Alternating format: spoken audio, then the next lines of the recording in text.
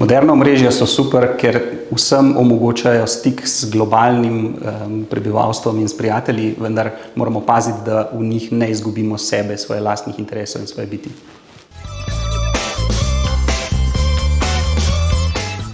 Moje leče so definitivno rdeče, ker združujem svojo premišljenost in svojo strukturiranost z žarom in svojimi močnimi mnenji.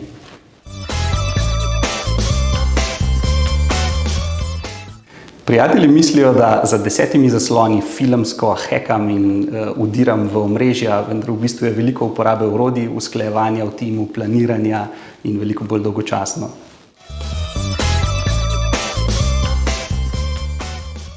Trend, ki me hkrati navdušuje in straši, je umetna inteligenca oziroma strojno učenje, ker se mi zdi, da že trenutno imamo tehnologijo in znanja, ki presegajo določena človeška znanja in sposobnosti. Hkrati je to neverjetno orodje, če ga pa ne znamo uporabljati, je pa to lahko neverjetna nevarnost. Podobno se je zgodilo v zgodovini, ko so razvijali jedrsko orožje. Znanost je definitivno uporabna, ampak lahko se izrabi za marsikaj zlonamernega.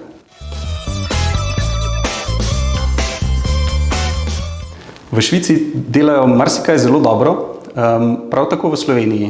Zdi se mi pa, da bi lahko kopirali oziroma posnemali Švicarje pri tem, da podjetja samoiniciativno bolj sodelujejo z izobraževalnimi ustanovami oziroma da je na obeh straneh več sodelovanja in več povezovanja.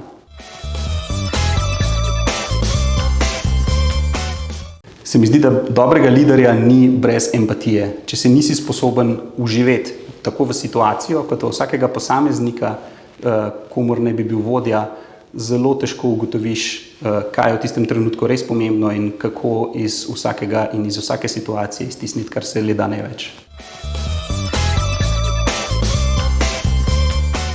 Se mi zdi, da primerjava med glasbo in vodenjem uporabljati mešanico svojih čustev in intuicije in hkrati razuma. Prav tako, kot je pri glasbi treba paziti na takt, ritem, obliko in melodijo, je treba vsem dati nekaj žara, tako pri vodenju. Če si avtentičen, te ljudje začutijo in ti sledijo in nisi samo šef, ki narekuje, ampak si lider, ki vodi.